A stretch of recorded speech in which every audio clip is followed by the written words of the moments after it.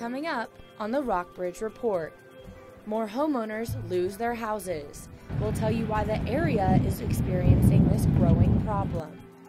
A small device impacts one industry's business. And later, see why horses were not the center of attention at the Virginia Horse Center last weekend.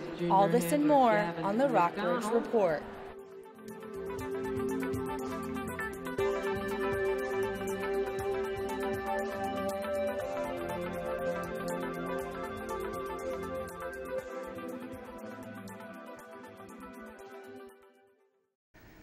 Good afternoon and welcome to the Rockbridge Report. I'm Katie Geddes. And I'm Caroline Helms.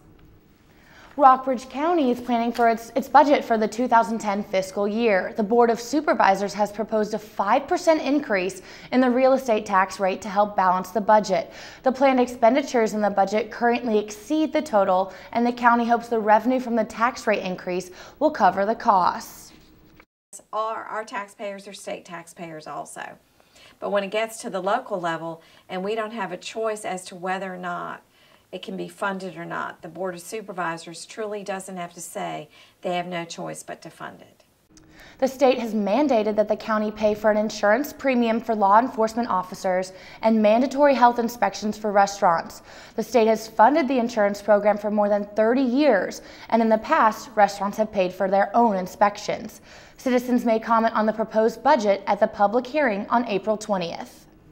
Lexington has also proposed to increase property tax rates and give public employees a raise as part of the 2012 fiscal year budget. The real estate tax rate will increase by 3 cents to cover spending jump in next year if City Council adopts the proposed budget. Capital improvement projects such as upgrading water meters and making improvements to Waddell Elementary School will account for 3/4 of the new spending. The remaining money will be used to pay for increased support to the Fire and Rescue Department, new positions in the Treasurer's Office and schools, renovations to City Hall, and raises for public employees.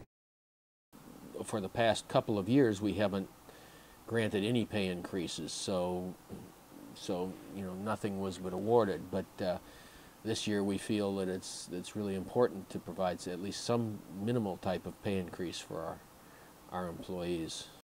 The city manager proposed a 1% pay raise for all employees. City Council is reviewing the budget and will give their feedback at the first budget work session on April 19th. Citizens who would like to propose changes are invited to comment at the public hearing on April 21st. Buena Vista's city budget is close to completion and will be sent to City Council within the next few weeks for approval. Buena Vista is required to pass a budget at the end of May. Slowly strengthening economy, home foreclosures still remain a problem across the country and in Rockbridge community. Rockbridge reporter Tori Dickerson has more on how many of the home sales in the area are foreclosure sales. Dennis Hawes is a broker with Home Realty and handles the majority of the foreclosures in the Rockbridge area.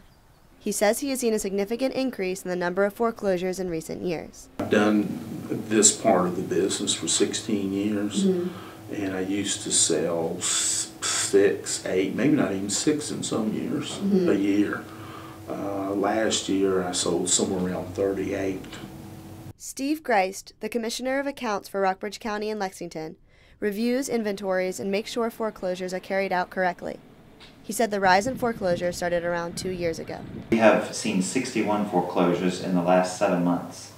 Greist once saw 11 foreclosures in 1 month. Joe Vita is a local buyer's agent who also serves as the president of the Lexington Buena Vista Rockbridge Association of Realtors. The association recently held a summit where Vita presented his findings about foreclosures in the area. Vita determined foreclosed home sales in 2010 accounted for 11% of the real estate market in Lexington, 24% in Rockbridge County, and 54% in Buena Vista. He says things may not be looking up anytime soon.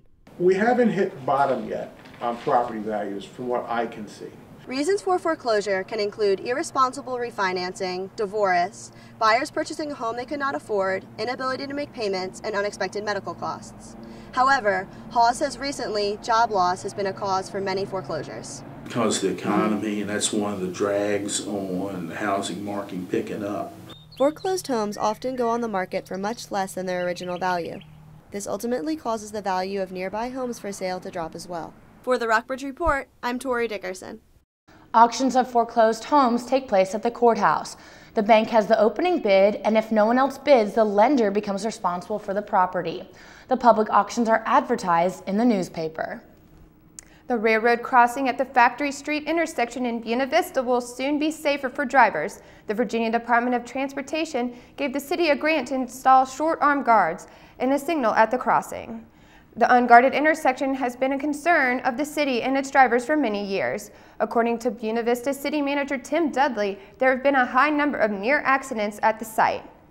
The grant comes from the VDOT will cover the estimated total cost of the project, and Buena Vista will pay the annual maintenance fees. The signal and short-arm guards will be installed once the state selects a company to build the structures. The Rockbridge County School Board voted Monday to take the next step in the proposed consolidation of Maury River Middle School and Rockbridge Middle School. The board adopted a resolution that requests $23 million in funding from the county's Board of Supervisors to cover the cost for the consolidation. The school board has already received $7.5 million from a federal bond. Now they have asked the county for the remaining $15.5 million through municipal bonds. The funds will cover the expenses of the improvements made to Maury River Middle School to accommodate the two schools. The school board will continue to schedule with the consolidation if the supervisors approve the proposal. The board hopes to finish the project by 2013, so the new Maury River Middle School will be open for students that August. Later in the show, we'll tell you what had man's best friend running all over town. But first, find out why downtown development may force tenants to find new homes. All this and more on the Rockbridge Report.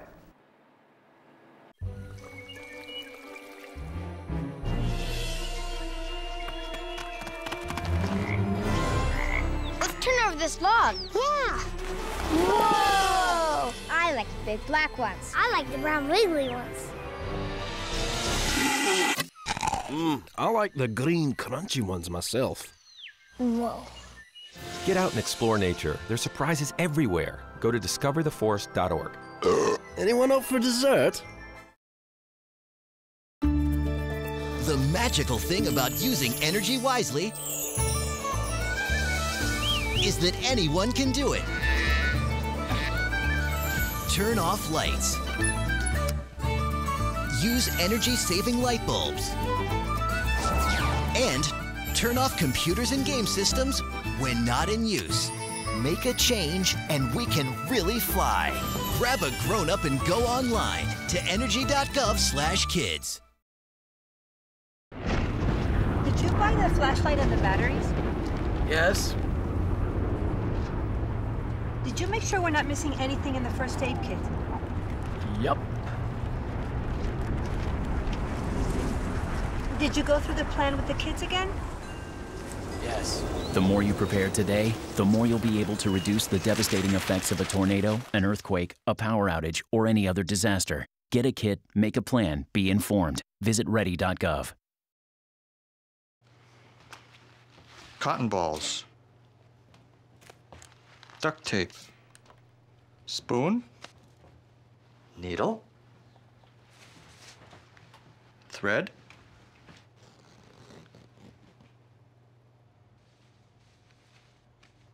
Scalpel. The smallest moments can have the biggest impact on a child's life. Take time to be a dad today. Some of the tenants of the Robert E. Lee building are beginning to look for new places to live as construction on the hotel nears. Rockbridge reporter Kirsten Kine has more on the city's plans to help relocate the building's 42 residents. After nearly 2 years of debate and planning, the sale of the Robert E. Lee building is just steps away. But many are worried the current tenants will be displaced once construction begins. Mr. McClung does not necessarily want his residents to go out and find new housing because he's going to lose revenue. And unless he's got an ironclad contract, he doesn't want that. Many of the tenants are older and low income. Others are disabled, making the R.E. Lee building an ideal downtown housing option for them. I know what they're doing to make more money by selling the building and making it into a motel, but they got these people in here that don't get much money. The city has contacted Rockbridge area rental assistance to develop a plan for the relocation of current tenants. if the sale goes through, we'd like to let them know that it has gone through, and explain the kinds of things that are out there available for them. Some tenants are taking matters into their own hands and are already seeking alternative housing. We've got an application for Windermere Apartments over on Wallace Street, and that looks very promising. As of now, residents have been told the building has not been sold and they should not worry about their housing situation. The tenants there have already been on an emotional roller coaster for over maybe 2 years now, with not knowing if the building would be sold. If and when the sale of the Robert E. Lee building is finalized, tenants will have 6 months to find an alternative living situation with help from the Rockbridge Area Rental Assistance and the Lexington City Council. For the Rockbridge Report, I'm Kirsten Kine. Some tenants are currently receiving aid from the Rockbridge Area Rental Assistance. Once a sale contract is finalized, all tenants will be eligible for aid from Rockbridge Area Rental Assistance. As part of the City Council's incentive package for the building plan, $100,000 will be used for the relocation of the tenants. This money will be used for down payments on apartments or utilities if needed by tenants. Coming up, find out how students use a creative method to address a major health problem. But first, a new building will open its doors on Main Street. I understand you need a little help with your mortgage. Want to avoid foreclosure. Candy? Well, you know, you're in luck. We're experts in this sort of thing. Mortgage, rigmarole, whatnot. Why don't we get a contract? Who wants a contract? Here you go, Pete. Thanks, Betty. Write a toner. If you're facing foreclosure, talk to the right people. Speak with HUD-approved housing counselors free of charge at 888-995-HOPE. Yes, ready. Go get it.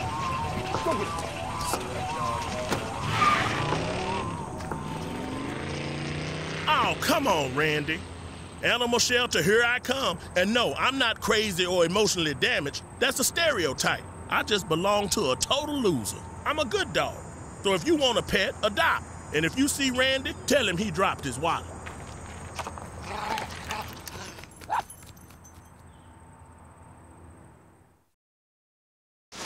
So, are you going out tonight? I can't. My parents say I have to be home right after work. That's so gay. Totally gay. Ugh, that is so Emma and Julia. Why are you saying that's so Emma and Julia? Well, you know, when something is dumb or stupid, you say that's so Emma and Julia. Who says that? Everyone. Imagine if who you are were used as an insult. When you say that's so gay, do you realize what you say? Knock it off. Coming home can be hard if you're a veteran of Iraq or Afghanistan. You may feel like you're all alone, but you're not alone. At IAVA.org, your fellow vets are all around you.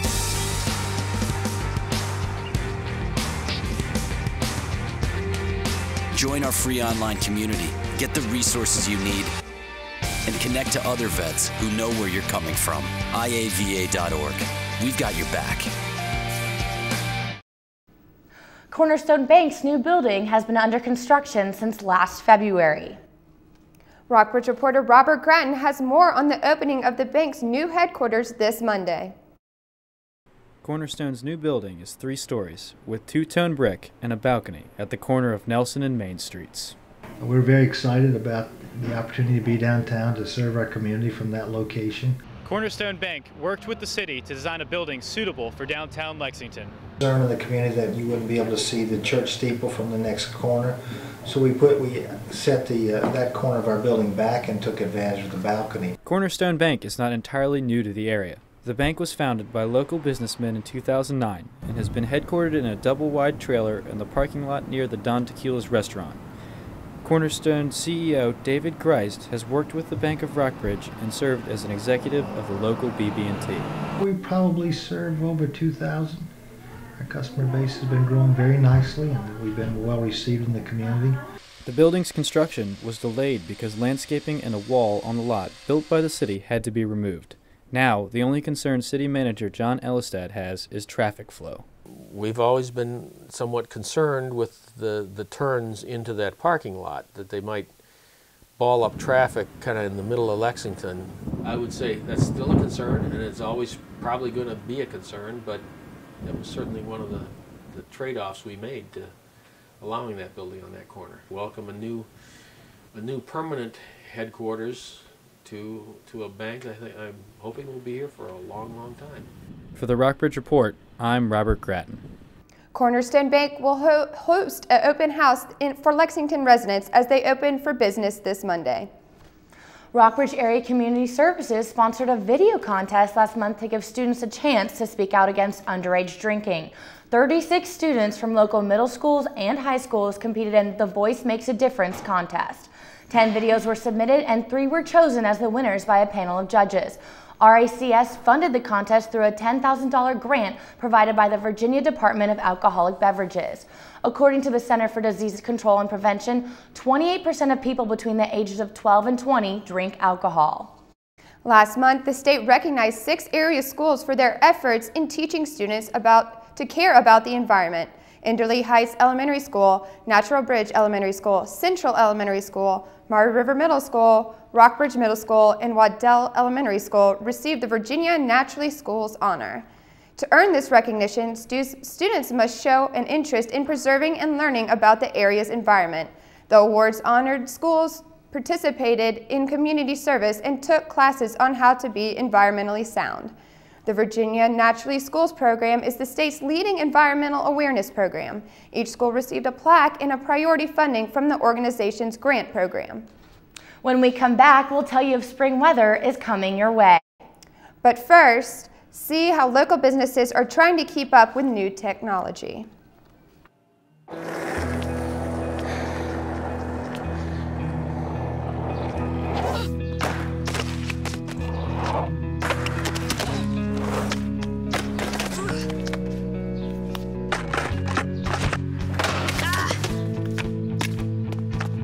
Learning how to kickflip 6 stairs takes determination. So will getting into college. I've got what it takes. So do you.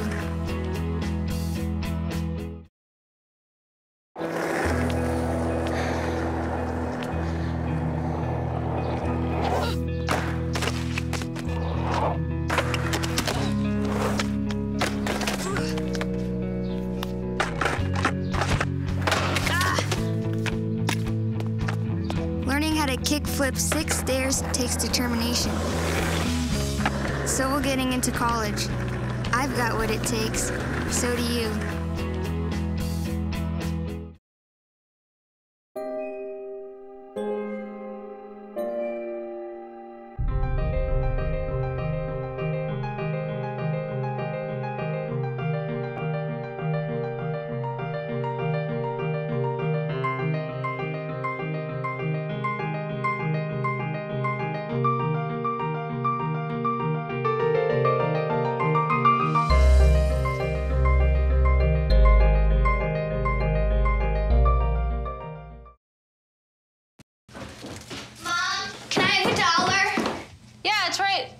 I think my purse is upstairs on the bed.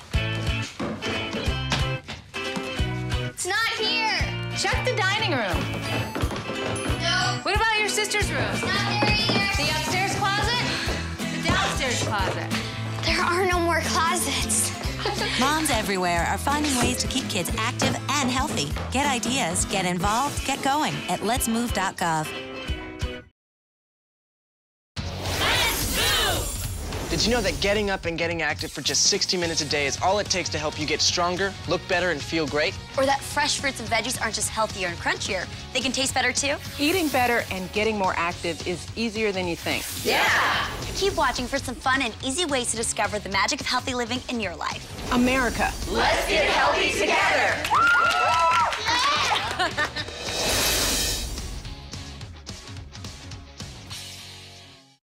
Electronic books have become technology's newest trend, but could they be hurting bookstores? Rockbridge reporter Gage Smith has more on how local businesses deal with a changing literary scene. Amazon first launched the Kindle in November 2007, and ebooks have become increasingly popular. Local bookstores, however, are not necessarily enjoying this new invention. We think that the e-reader has affected our business, and more people are buying them and not buying the printed material. Similar to like being on a boat and dangerous sinking, we have had to adjust our sails and figure out what to do. While local bookstores might not necessarily be enjoying the change, Rockbridge Regional Library will devote a whole section to the new technology. The library has recently made the decision to start getting e-books. We've joined a consortium, joining some libraries in Northern Virginia, and we will be getting e-books starting July 1st. Much of the allure of the Kindle comes from getting access to books that might not be available otherwise. Amazon has a division called Audible Books, and a couple of books I wanted to download weren't available in print, but were available in Audible. Some owners feel major businesses that market the electronic readers should take into account how their product impacts small businesses. We don't want to lose all the bookstores and all the libraries. Let's find a way where we can all coexist. Small bookstores are not the only ones suffering from the disruption in the industry. The Borders chain filed for bankruptcy in February, and Barnes & Noble, despite selling its own e-reader, has reported a 25% drop in profits in the third quarter. For the Rockbridge Report, I'm Gage Smith. The library plans to begin advertising for its new e-book section in the upcoming months and will open the department mid-summer.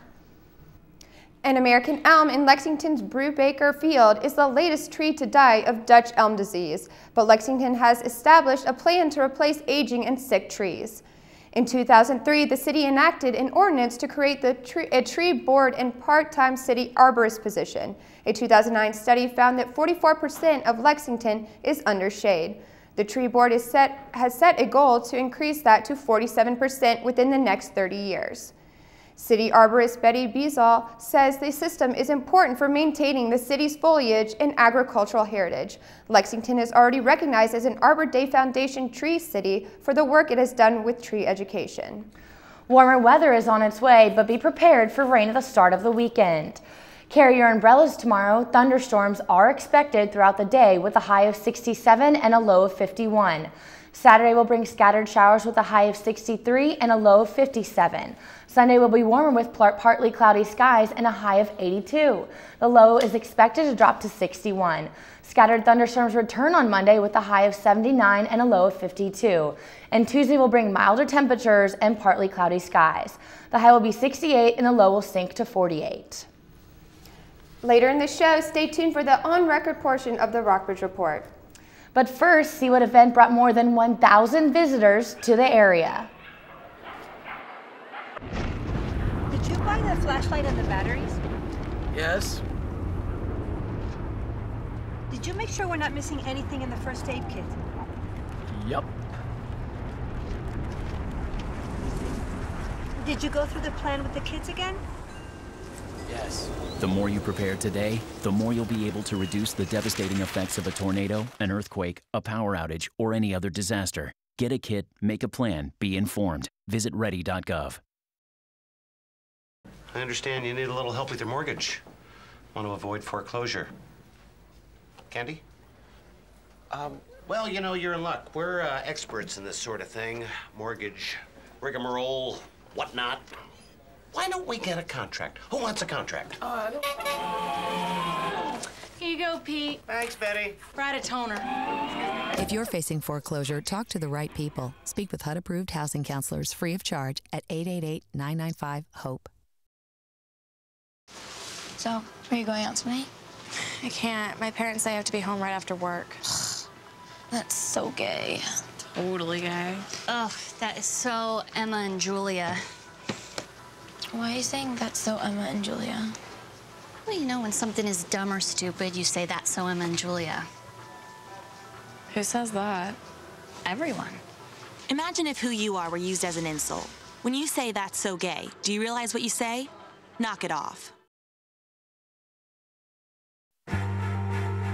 Coming home can be hard if you're a veteran of Iraq or Afghanistan. You may feel like you're all alone, but you're not alone. At IAVA.org, your fellow vets are all around you.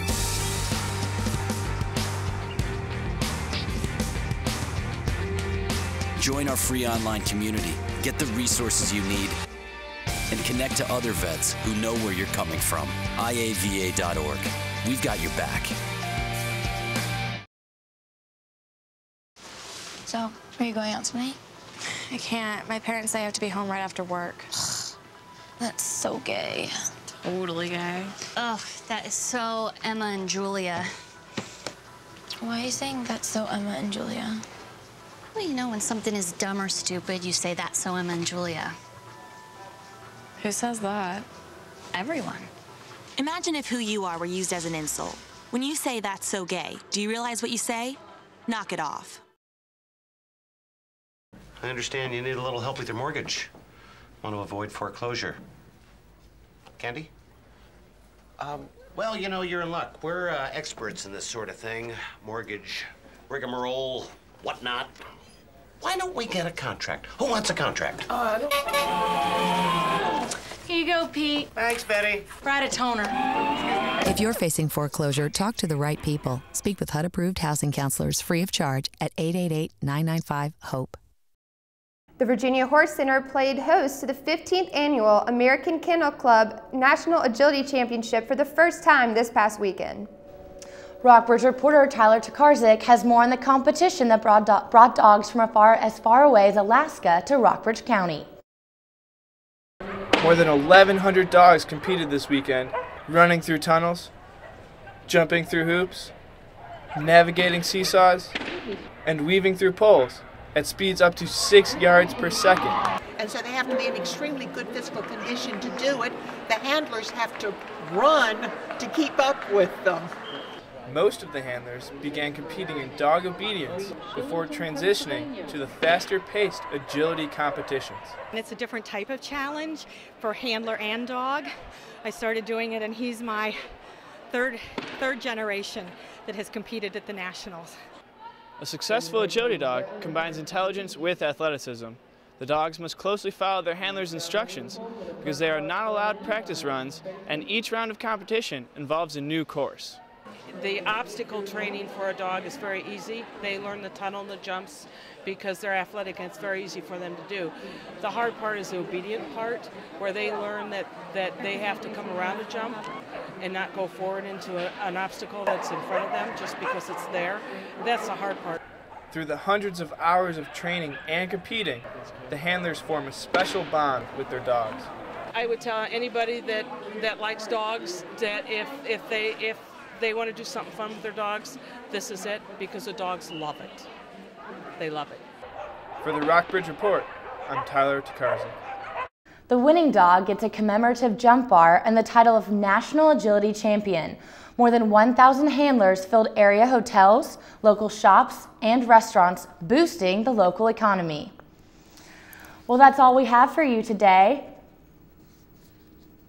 And I'm Caroline Holmes. Be sure to stay tuned after this show for our in-studio interviews with Sam Krickenberger of the Rockbridge County Community Development and Matt Brock of the Virginia Military Institute's Engineers Without Borders.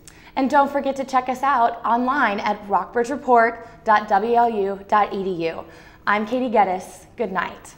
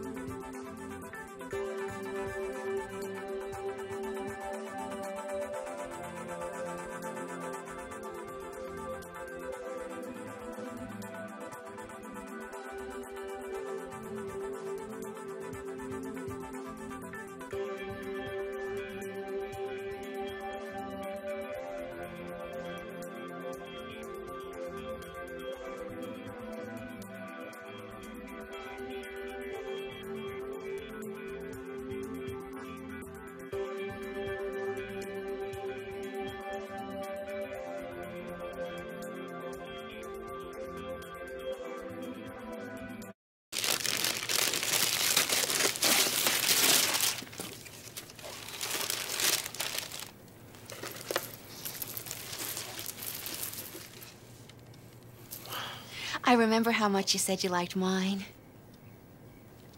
Oh.